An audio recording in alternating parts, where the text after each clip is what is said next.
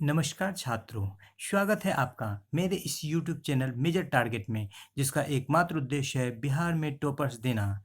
जी हाँ छात्रों, आज आप सबों को शिक्षक दिवस की हार्दिक बधाई। जी हाँ, आज का 5 सितंबर का दिन शिक्षक दिवस कहलाता है और आज की शायरी शिक्षकों को समर्पित है और मैं आरंभ करता हूँ। सुंदर सुर सजाने को साज बनाता हूँ, सुंदर सुर सजाने को साज बनाता हूँ, नौसिखिए परिंदे को मैं बाज बनाता हूँ। शिक्षक के लिए कह रहा हूँ दोस्तों, सुंदर सुर सजाने को मैं साज बनाता हूँ, नौसिखिए परिंदे को मैं बाज बनाता हूँ। चुपचाप सुनता हूँ शिकायतें सबकी, चुपचाप सुनता हूँ शिकायतें सबकी, तब दुनिया बदलने की आवाज़ बनाता हूँ, तब दुनिया बदलने की आवाज़ बदलता हूँ। समंदर तो परखता है हौसले कश्तियों की, समंदर तो परखता है हौसले कश्तियों की, और मैं डूबती कश्तियों को जहाज बनाता हूँ, और मैं डूबती कश्तियों को जहाज बनाता हूँ। चाहे कोई चांद में बनाए बुर्ज खलीफा, चाहे बनाए कोई चाहे चांद में बुर्ज खलीफा, बनाए चाहे कोई चांद में बुर्ज खलीफा, मैं तो रोज कच्ची मिट्टी से ताज बनाता हूँ, मैं तो रोज कच्ची मिट्टी से ताज बनाता हूँ। जी हाँ छात्रों, आज आपके बीच लेकर आए हैं शिक्षक दिवस के अवसर पर विज्ञान के महत्वपूर्ण प्रश्न। कैसे प्रश्न? अंतर वाले प्रश्न, जिन प्रश्नों में दो के बीच अंतर पूछा जाता है, वैसा प्रश्न। आप सभी जानते हैं कि जो अंतर वाले प्रश्न होते हैं वो हमेशा से ही मोस्ट इम्पोर्टेंट होते हैं। तो जो अंतर वाले प्रश्न है आज उनका चयन किया गया है, जो लघु उत्तरीय के साथ साथ दीर्घ उत्तरीय में भी आपको मदद करेंगे। साथ ही साथ आपको वस्तुनिष्ठ यानी कि MCQ, जो मल्टीपल चॉइस क्वेश्चंस आते हैं उनमें भी मदद करेंगे। तो ये मोस्ट इम्पोर्टेंट प्रश्नों का जो आज संकलन आपके लिए लेकर आए हैं, इन्हें आप मिस न करें, शुरू से लेकर अंत तक देखें। वीडियो यदि पसंद आ रहा है तो वीडियो को लाइक कर दें। चैनल पर नए आए हैं छात्र तो अपने आप को टॉपर बनाने के लिए चैनल को सब्सक्राइब कर दें। वीडियो पसंद आ रहा है तो दोस्तों के बीच शेयर कर दें और बेल आइकन को दबाना ना भूलें दोस्तों, क्योंकि उसी से आपको सारे के सारे वीडियोज की नोटिफिकेशन सबसे पहले मिलेगी और आप किसी भी वीडियो को मिस नहीं करेंगे दोस्तों। जी हाँ दोस्तों, इसी अंक में आपको मिलेगा शिक्षक दिवस पर मोटिवेशनल शायरी का तर्का भी दोस्तों। तो फिर देर किस बात की, शुरू करते हैं आज का पहला प्रश्न। ये रहा आपके बीच। जीवाश्म ईंधन ऊर्जा स्रोत के रूप में जीवाश्म ईंधन तथा सूर्य की तुलना कीजिए एवं उनमें अंतर स्पष्ट कीजिए। जी हाँ दोस्तों, जो अंतर वाले सारे प्रश्न होते हैं काफी महत्वपूर्ण होते हैं। तो यहाँ पर आपके बीच पहला प्रश्न आ गया है। सबसे पहले जीवाश्म ईंधन हम लोग कहते किसको हैं दोस्तों? तो ऐसे कोई भी पदार्थ जो पृथ्वी के अंदर होते हैं उन्हें जीवाश्म हम लोग कहते हैं। जो पृथ्वी के अंदर चले जाते हैं, दब जाते हैं, उनको क्या कहलाते हैं हम लोग? जीवाश्म, फॉसिल कहते हैं। क्या कहते हैं? फॉसिल। और यदि उसका उपयोग हम लोग ईंधन के रूप में करें तो उसे हम लोग क्या कहते हैं दोस्तों? जीवाश्म ईंधन कहते हैं। जैसे कोयला, पेट्रोलियम, प्राकृतिक गैस। ये क्या है दोस्तों? कोयला है, कोल है, पेट्रोलियम है और प्राकृतिक गैस। ये सब क्या है दोस्तों? जीवाश्म ईंधन है। कोयला, पेट्रोलियम, प्राकृतिक गैस क्या है? जीवाश्म ईंधन है। जीवाश्म ईंधन क्या होता है दोस्तों? ऐसे पदार्थ जो जमीन के अंदर रहते हैं वो जीवाश्म कहलाते हैं, और यदि उसका उपयोग हम ईंधन के रूप में कर लें तो उसे हम लोग क्या कहेंगे? जीवाश्म ईंधन कहेंगे। जीवाश्म ईंधन सीमित है, यानी कि उसका यूज करेंगे तो वो खत्म हो जाएगा। और सूर्य से मिलने वाली ऊर्जा क्या है? असीमित है। सूर्य सब, हम लोग सभी के सभी सूर्य को देखते हैं, ऊर्जा का जो है असीमित स्रोत है।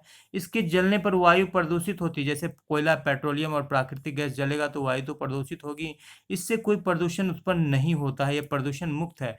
किसी भी समय हम इसका उपयोग करते सकते हैं। इसका एक फायदा है दोस्तों कि इसको हम लोग प्रिजर्व करके, इसको कंजर्व करके किसी भी समय इसका उपयोग कर सकते हैं। लेकिन सौर ऊर्जा का उपयोग हम लोग केवल दिन में ही कर सकते हैं दोस्तों।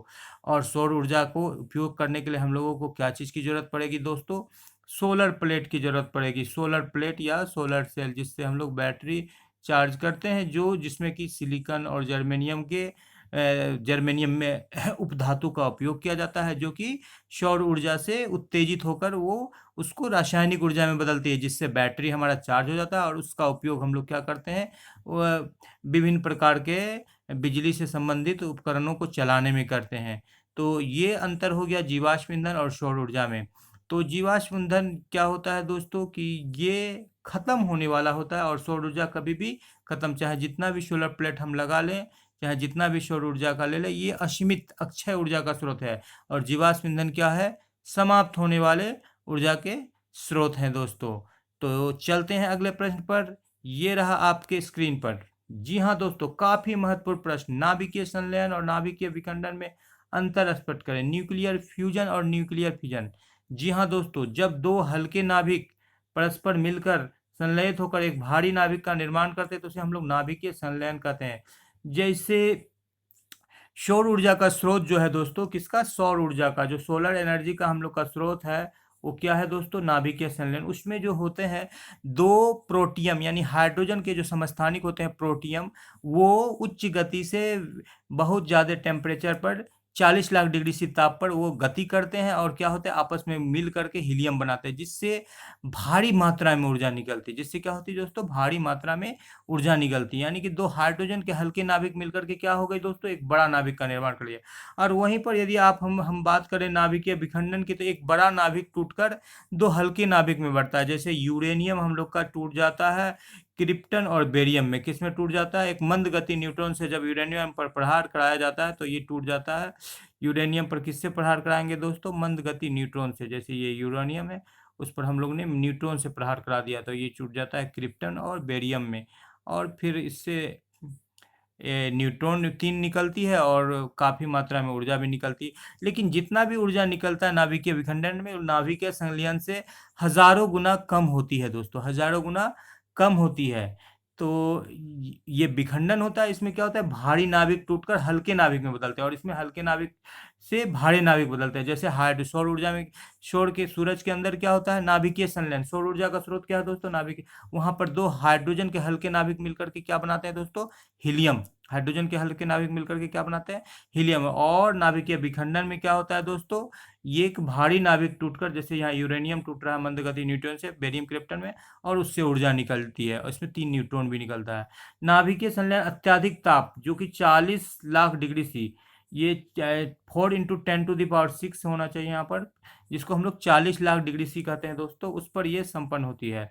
4 × 10⁻⁶, यहाँ पर 106 नहीं, 10 क्या होगा? 6, जिसको हम लोग कितना बोलते हैं दोस्तों? 40 लाख डिग्री सी। इतना जो है हम लोग अपने धरती पर कृत्रिम रूप से तापमान उत्पन्न नहीं कर पाते हैं, इसलिए नाभिकीय संलयन जो जो जिस प्रकार से नाभिकीय संलयन के द्वारा सूर्य में ऊर्जा उत्पन्न हो रही है, उसका आज तक वैज्ञानिक नहीं कर पाए, क्योंकि 40 लाख डिग्री सी ऐसा कोई मटेरियल हमारे पास नहीं है कि इतना ताप को वो सह सके, लेकिन वहाँ पर है। और नाभिकीय विखंडन की प्रक्रिया जो है ताप से स्वतंत्र होती है। नाभिकीय संलयन में प्रोटॉन द्वारा प्रेरित होती है। किसके द्वारा? प्रोटॉन। और नाभिकीय विखंडन किसके द्वारा? न्यूट्रॉन। यहाँ पर नाभिकीय संलयन अभिक्रिया, नाभिकीय संलयन श्रृंखला अभिक्रिया नहीं है, यानी कि एक बार चालू होगा तो ये हमेशा चलते नहीं रहेगा। लेकिन नाभिकीय विखंडन क्या है दोस्तों? श्रृंखला अभिक्रिया है। जैसे एक बार यूरेनियम टूटा न्यूट्रॉन से, क्रिप्टन बेरियम, और फिर 3 न्यूट्रॉन निकलते हैं। कितने न्यूट्रॉन? 3 न्यूट्रॉन। ये फिर 3 यूरेनियम को तोड़ेंगे, फिर 3 से 9, यानी लगातार 3 क्यूब के गुणक में टूटने वाले यूरेनियम की संख्या बढ़ती चली जाएगी। एक श्रृंखला अभिक्रिया का उदाहरण है। नाभिकीय संलयन में भाग लेने वाले कण यानी कि प्रोटॉन की गति क्या होती है? उच्च होती है। प्रोटॉन की गति क्या होती है दोस्तों? उच्च होती है। और नाभिकीय संलयन की यदि बात करें तो 1 ग्राम हाइड्रोजन जो सूर्य में दोस्तों ये जुड़ता है, 1 ग्राम हाइड्रोजन से जो हीलियम बनता है, उसमें 62 अरब जूल ऊर्जा निकलती है। कितनी निकलती है? 62 × 10⁹ जूल, यानी कि 62 अरब जूल ऊर्जा निकलती है। और आप जान जाएंगे दोस्तों कि 1 ग्राम हाइड्रोजन से 62 जूल, और 1 ग्राम कोयला को आप जलाइएगा तो 350 जूल ही मात्र ऊर्जा निकलेगी। और ये सौर ऊर्जा का स्रोत है नाभिकीय संलयन, और हम लोग का हाइड्रोजन बम का भी स्रोत है। क्या है नाभिकीय संलयन? हाइड्रोजन बम और सौर ऊर्जा का स्रोत। और जो नाभिकीय विखंडन अभिक्रिया है दोस्तों, ये एटम बम का स्रोत है। क्या है? Atom bomb. इसी को नियंत्रित करके नाभिकीय रिएक्टर में हम लोग ऊर्जा का उत्पादन करते हैं, जिसको हम लोग बोलते हैं नाभिकीय ऊर्जा। किस चीज को नियंत्रित करते हैं? यही नाभिकीय विखंडन को। जो 3 न्यूट्रॉन निकल रहा है दोस्तों, उसमें से 2 न्यूट्रॉन जो है नाभिकीय रिएक्टर में जो यूज किया जाता है, कैडमियम या बोरोन का छड़, जिसको विमंदक कहा जाता है, वो 2 न्यूट्रॉन को एब्जॉर्ब कर लेता है, सोख लेता है, और हमेशा एक ही न्यूट्रॉन तोड़ता है, जिसको कि जमीन के अंदर बनाया जाता है कंक्रीट से। तो इस प्रकार क्या होती है, उस अभिक्रिया को हम लोग क्या करते हैं? नियंत्रित कर लेते हैं, और उससे क्या होता है? ऊर्जा का उत्पादन होता है। नाभिकीय विखंडन में भी काफ़ी ऊर्जा निकलती है, लेकिन जैसे ये क्या होता है कि इतना ऊर्जा निकलेगा एक एक यूरेनियम टूटने से, जितना कि 25 लाख केजी कोयला को जलाएंगे 1 ग्राम यूरेनियम से उतना निकलेगा। लेकिन उतना ऊर्जा भी इस नाभिकीय संलयन की ऊर्जा से क्या होती है, हजारों लाखों गुना कम होती है दोस्तों। तो काफी इंपॉर्टेंट प्रश्न है नाभिकीय संलयन और नाभिकीय विखंडन, इसको हम लोगों ने देखा। अब हम लोग चलते हैं अगले प्रश्न पर। किसी भी प्रश्न के कॉन्सेप्ट में कोई दिक्कत हो तो उसे आप बेझिझक आप लिख सकते हैं, मैसेज बॉक्स में कमेंट कर सकते हैं, उसका आपका समाधान किया जाएगा।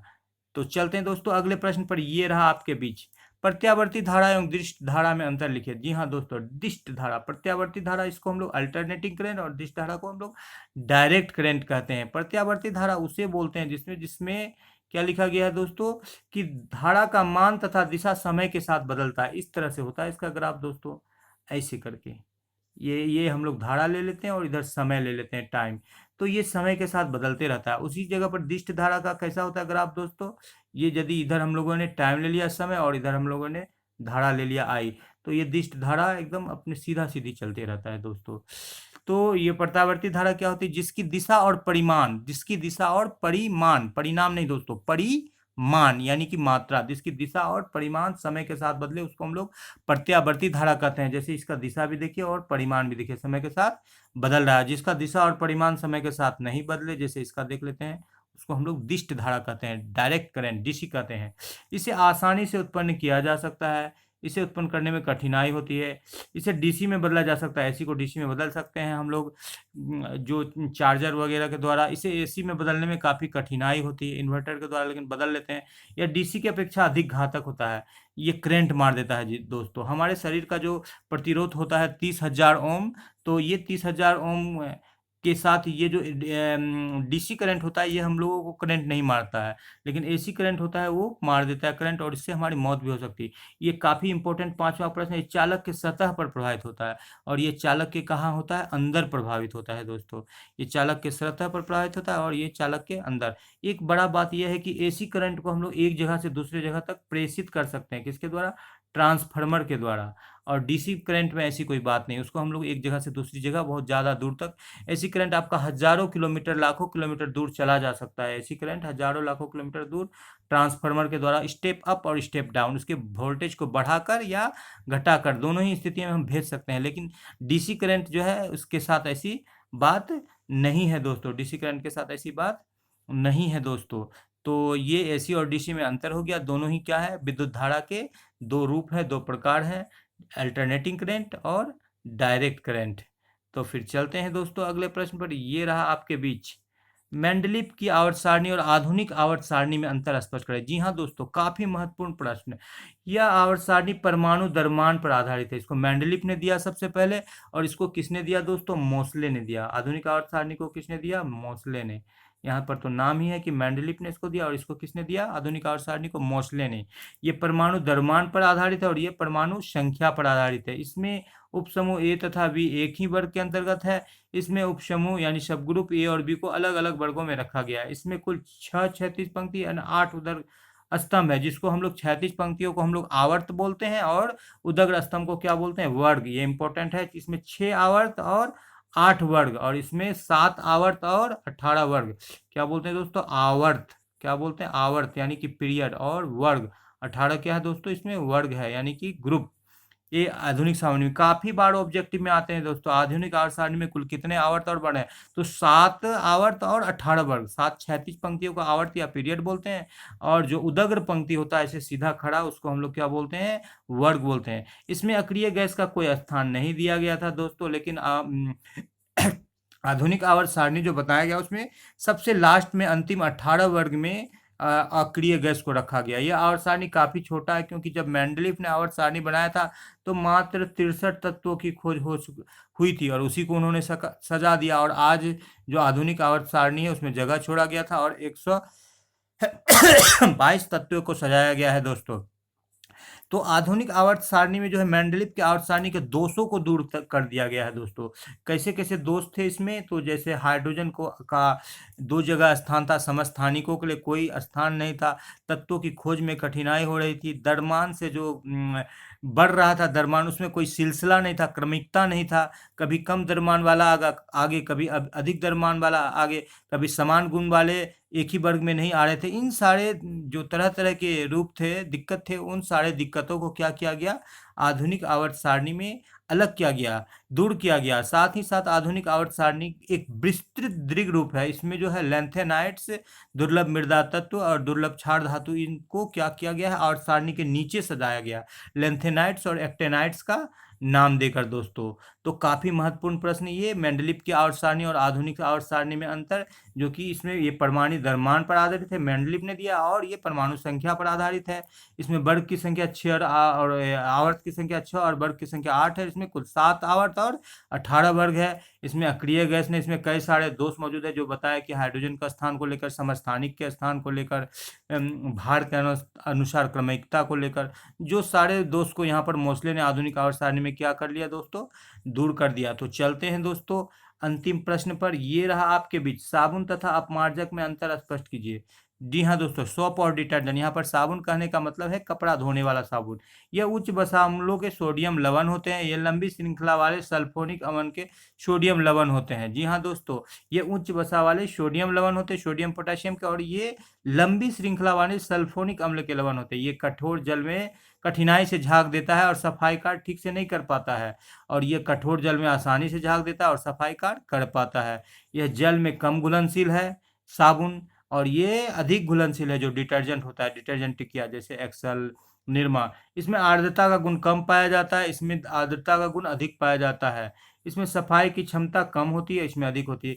साबुन का उदाहरण हम लोग देंगे तो जैसे चश्मा गोला साबुन, ढोलक साबुन, ये सब क्या है दोस्तों, ये साबुन है कपड़ा धोने वाला। चश्मा गोला और ढोलक दो फेमस नाम है, चश्मा गोला और ढोलक।